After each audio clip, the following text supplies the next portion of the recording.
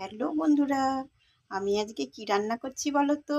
আজকে আমি করব বাঁধাকপির বড়া। কেননা বাঁধাকপি তো তরকারি এসব তো খাওয়া হচ্ছে, আর শীতকালে তো বাঁধাকপি প্রচণ্ড বেশিই পাওয়া যায়। তো এখন বাঁধাকপির বড়া করব, কেননা গরম গরম বাঁধাকপির বড়াটা কিন্তু দারুণ লাগে খেতে।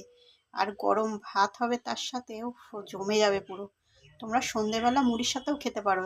আমি যেভাবে বানাচ্ছি দেখো বাঁধাকপির বড়াটা, আমি আগে বাঁধাকপির বড়াটা বানাই। দেখো আমি তেলটা গরম বসিয়ে দিয়েছি, আর এই যে বাঁধাকপিটা এখানে মিক্সড করে আমি রেখে দিয়েছি। আর বাঁধাকপিটার মধ্যে আমি দিয়েছি বেসন আর একটু নুন, খাবার সোডা আর কাঁচা লঙ্কা। আজকে তো নিরামিষ করবো, তার জন্য নিরামিষ করছি।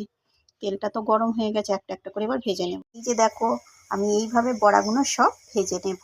তো কেমন লাগলো আমার এই ভিডিওটা অবশ্যই তোমরা কমেন্ট করে জানিও, আর একটু লাইক করে দিও আর শেয়ার করে দিও। Tata, by.